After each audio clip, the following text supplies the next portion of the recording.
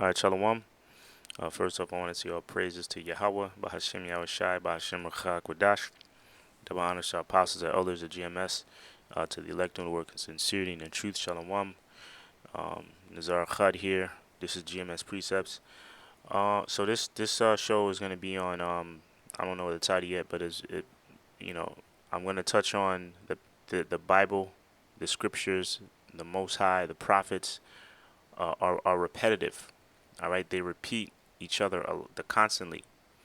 All right. Um, um, you had old prophets. You had the prophets. Paul. You had all the prophets. What did they do? They quoted each other. They quoted the older prophets.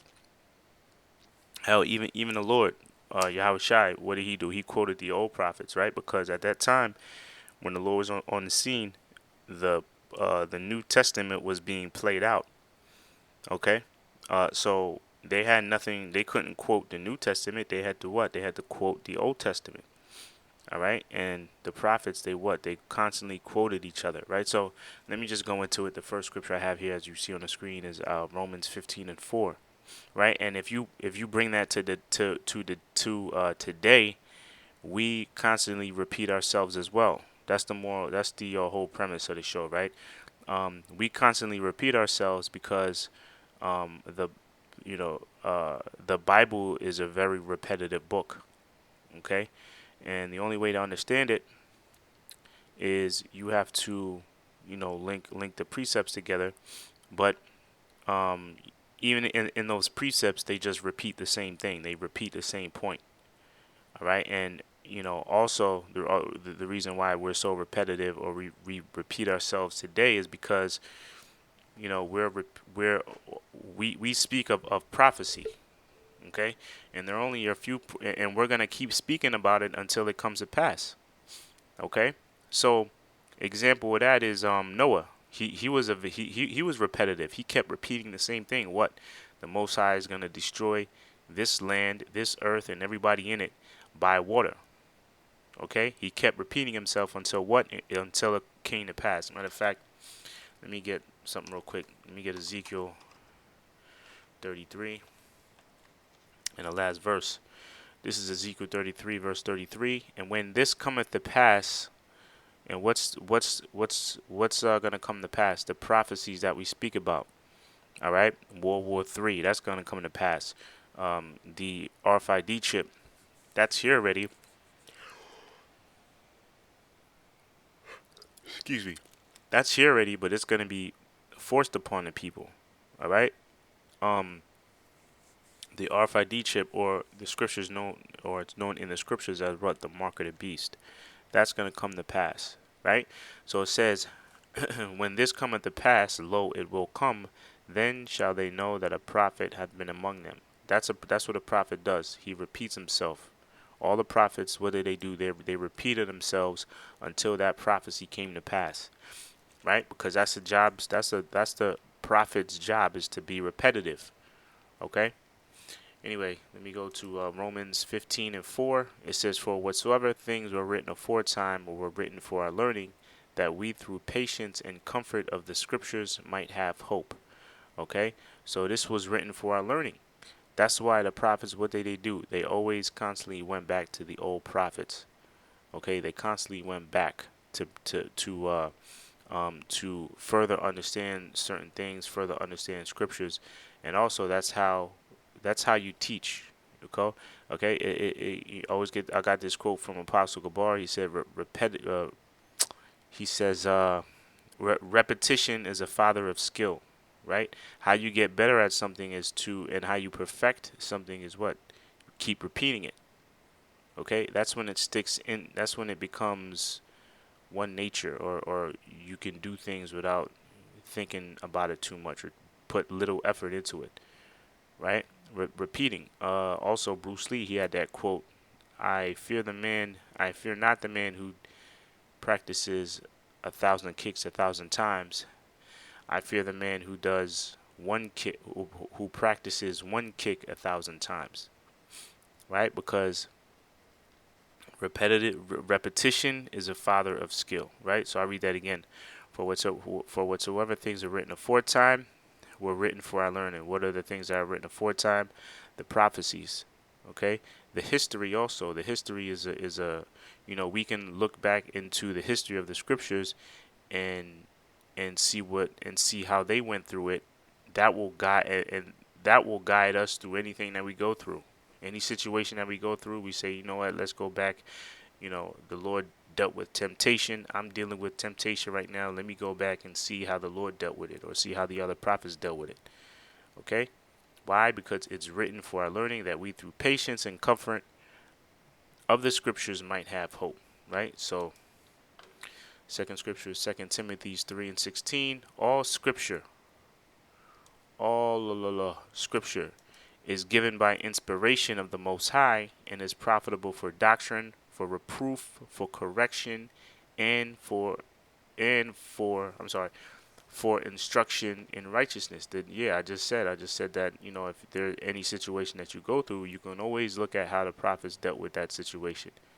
Okay, the scripture says what? There's nothing new under the sun. So if you're going through anything, if you know somebody else that's going through something, a situation, you can always look at how the prophets dealt with that situation, because it's happened before. There's nothing new under the sun. Okay, nothing new under the sun. I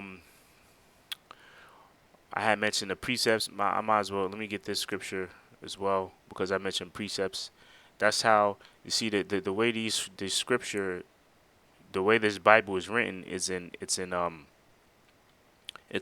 allegoric text. It's written in a dark. They call it what? A dark, deep sayings, meaning it's things that are hard to understand. How you put that together? Number one, obviously, you have to be an Israelite, right? Number two, the Most High has to be dealing with you, right? Because you can see these precepts and still not understand it. The Most High that has to open one's mind to be able to understand these precepts. Okay? It's one thing to know it, but to understand it is totally different. Knowledge, wisdom, and understanding, right? So it says, for precept must be upon precept, line upon line upon line, here a little and there a little.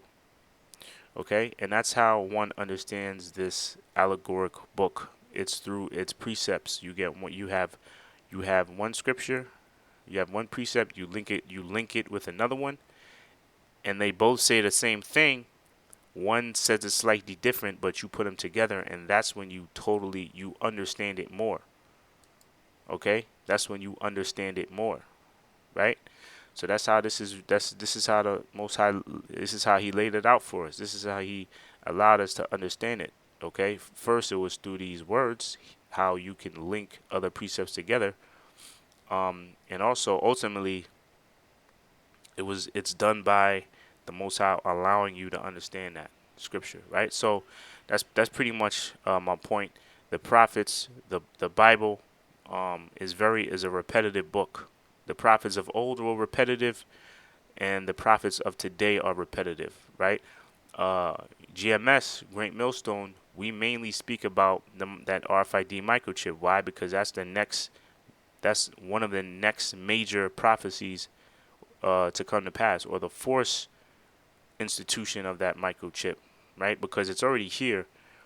A lot of people are starting to see it now, but we're going to speak about that. We're going to speak about World War III until it comes to pass. You know what? Let me get something. This is a scripture that's coming out a lot now. Why? Because it's relevant, right? This is Habakkuk, the second chapter. And I'll end it on this. Habakkuk 2 and 3. For the vision is yet for an appointed time, but at the end it shall speak. So what's that vision it's speaking about? That vision is speaking about those prophecies. Those prophecies are coming at an appointed time, and that appointed time, right, is at the end. That's how we know we're at the end right now. So if anybody, if anybody wants to question, well, I think we got like 10, 15. I think we got like 10, 15, or at least 20 years. You're wrong, right? You are not looking at the visions that were given to us. This is how we can determine. It's like a roadmap. This is how we can determine how close we are to what? To the end. These visions, right? I'll read again. For the vision is yet for an appointed time, but at the end it shall speak and not lie, right? So these visions, these prophecies, they're speaking right now. And how they're speaking, they're coming to pass, right? They're coming to pass. Um, though it tarry, wait for it, because it would surely come. It will not tarry, right? Um, apostles of GMS, the apostles, they've been waiting for a lot of these prophecies that are happening now. They've been waiting 20, 25, 30 plus years, all right, for all these things to happen. What did they not do? What do they all have in common? They waited. Okay, they waited. I'm curious. Let's see what that word wait. Ka ka ka ka ka, to wait, wait for, await, to wait for, to tarry, to wait long for. All right, they're perfect examples of that, man. They waited a very long time. They kept patient. It tells you in Luke, through your patience possess ye your souls. Okay, so the apostles, they're perfect examples of, they didn't fall out like, you had the 92, they call it the 92 crew or the 92 Israelites. A bulk, that's when it was popular to be an Israelite.